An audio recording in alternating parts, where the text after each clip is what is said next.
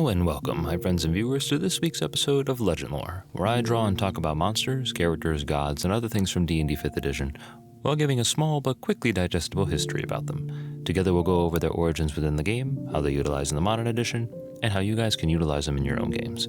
This video will be covering Wulfgar, hero of the Icewind Dale and member of the Companions of the Hall.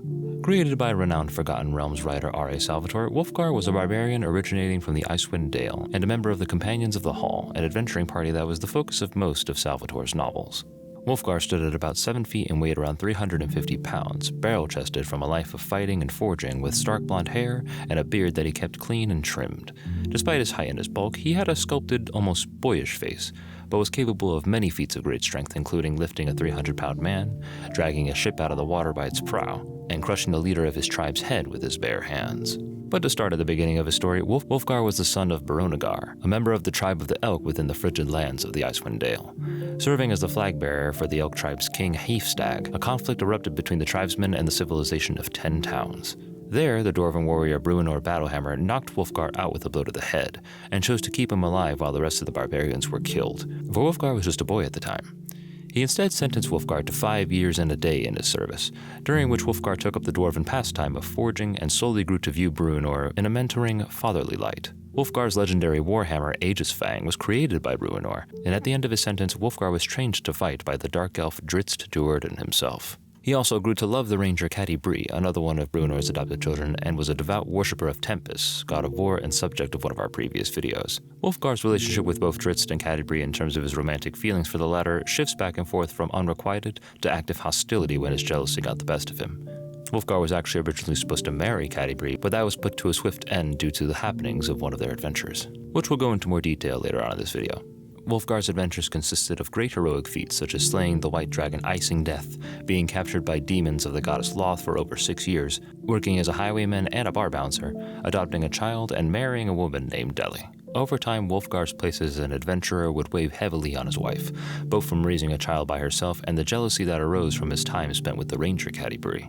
His wife's intermingling and weakness saw her fall victim to the corruption of the ancient sword Catti-brie, and a great slew of events unfolded that resulted in the kidnapping of her child and her own death at the hands of many orcs once the sword deemed her to be an unfit host. Mourning the death of his wife, Wulfgar deemed it fitting to return his adopted child Coulson to their birth mother, and then after that proceeded to return to his home of Icewind Dale to rejoin the tribe from which he was born. Doing so meant to spend a year in exile, surviving the harsh winter in order to relearn the old ways of his people. And Wulfgar would live to be over 100 years old, bearing 3 surviving children, 9 grandchildren, and 4 great-grandchildren at the time of his death. Now, I must stress that this is a heavy synopsis of the immense story of the Companions of the Hall. In order to get more specifics and to have a good read, I highly recommend checking out R.A. Salvatore's books, and doing your own research on Wulfgar's many individual feats and struggles, such as his relationship with Bruenor and Drizzt, his love for Catti-brie, and his enslavement by the demons of Loth and the effects it had on his psyche and personality.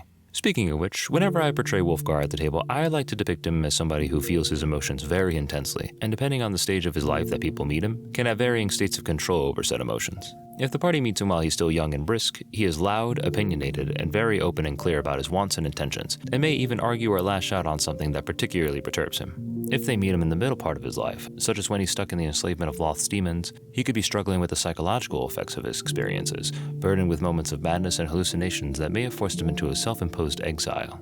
And finally, encountering Wulfgar at the late stage of his life, we'll have the party meet a mostly calm, self-aware man who only lets his rage truly be unleashed when it is needed and appropriate.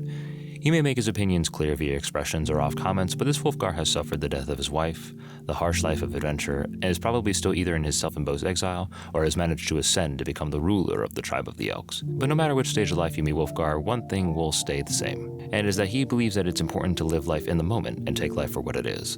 Hidden meanings, omens, and double intent are things that he seldom believes has any weight, for life is simple but still exciting. Sometimes a good dark elf is just a good dark elf and not some spy from the Underdark seeking to implant himself in surface politics for an ulterior motive, hence his friendship with Drizzt. Keep this in mind whenever you're playing him. Most information I found depicts Wulfgar mechanically as some form of mid-level barbarian, usually around level 9 to 10. Based on his story and the feats he accomplished, I would personally see him fitting into the subclasses of either Berserker, Battle Rager, or even Storm Herald, and here's why. The Berserker Barbarian is the most traditional barbarian subclass, and as cool as subclasses like Zealot, Wild Magic, or Totem Warrior are, none of them really fit into the history save for maybe Zealot due to his worship of the god Tempest. Berserker checks off all the boxes for most combat prowess and the placement of the barbarian as a warrior. However, if you would like to see Bruenor's Dwarven influence take a bit more of a stronger effect on Wulfgar, you could grant him the Battle Rager subclass due to its normal restriction for only being allowed on dwarves. Imagining Wulfgar as one of the few non-dwarves to learn this technique and donning the Battle Rager's telltale spiked armor alongside his Warhammer sounds pretty damn cool to me. But again, if you're a rules purist, you may want to pass on this one. For the Wulfgar stat block I included in the video, which could be found in the description below, I used this subclass as the basis for it. And lastly, there's the Storm Herald Barbarian, which can call upon Wulfgar's roots in the Icewind Dale. Perhaps there's maybe even some influence of the goddess Oro in his blood, who also has a legend lore that we've done previously.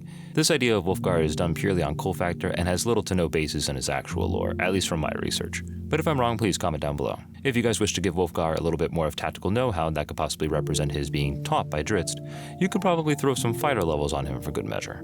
I personally would recommend the champion for its higher crit range, but that's all up to you. For NPCs aligned with Wulfgar, they have mostly been covered in the lore and history section of this video, but for this segment, we'll quickly go over their more direct relationships and see how they may interact with one another should they meet together in your game as NPCs. Drizzt Do'Urden is a fellow member of the Companions of the Hall and one of Wulfgar's greatest friends and romantic rival for the feelings of Catti-brie. He's the one who taught Wulfgar how to fight using his Warhammer Aegis-Fang, and led the charge to find his friend when they discovered that he was not killed, but rather taken by Loth's demons. Catti-brie is another member of the Companions of the Hall and the focus of romance for Wulfgar for most of his early life, actually having been in place to marry her before his capture by Loth's demons so the rest of the party could escape. His distance from her during this time, as well as his overall attitude, resulted in Drizzt forming a relationship with her, leading to Wulfgar's temporary resentment and eventually his own romance with Deli, before his own return to the Icewind Dale to reclaim leadership over his tribe. Bruenor Battlehammer was the one who spared and adopted Wulfgar as a son, bestowing upon him his legendary Warhammer. As such, Wulfgar voyaged off and reclaimed the legendary Mithril Hall for him alongside the other companions, and Wulfgar would spend a lot of his time under Bruenor's guidance through a variety of different stories. In terms of magic items relating to Wulfgar, the two that we have today include the Horn of the Warband and, of course, his legendary Warhammer, Aegis-Fang. The Horn of the Warband is a warhorn with a band set with diamonds, and this item is capable of summoning 1d6 plus 4 spectral berserker warriors to fight alongside you once per long rest. This ability can be activated as an action. Wulfgar discovered this item in lore within the ancient lair of the White Dragon Icing Death. And then we have Aegis-Fang, Wulfgar's legendary warhammer forged by Bruenor Battlehammer himself and used to fell dragons and demons alike. With a head of diamond-coated mithril and an adamantine shaft, Aegis-Fang was forged with the ancient divine runes of the dwarven gods Clangdon, Moradin, and Dumathoin, the dwarven deities of battle, creation, and death, respectively. It requires a strength of 16 or higher to wield and cannot be held by creatures of the small size category. Mechanically, it is a +3 magical warhammer with the throne property that requires attunement and also has the returning property, which means that the wielder can call the warhammer back to their hand as a bonus action, so long as it's on the same plane of existence. Originally in lore, the hammer is a +5 warhammer, but 5e's mechanical equivalent would be a +3. It is also known for being particularly good at felling giants and creatures of large size category or bigger, meaning that if a creature is either of the giant creature type or is large size or bigger, the hammer has advantage on all attack rolls made against them and deals an additional 2d10 bludgeoning damage that ignores resistance. You guys could find the stat block in the description below. And so that's Wulfgar of the Icewind Dale, everybody. I want to thank all of you guys for watching, and if you guys enjoyed the video, please like, comment, share, and subscribe, as well as get a chance to vote on what the next video is going to be. This upcoming week it is going to be classes once again, with your choice between the fighter, the rogue, and the wizard. You guys can follow the link to the poll in the description in order to cast your vote now, and also please let me know what kind of things you guys would like to see in upcoming videos. But until then, I'll see you guys next time.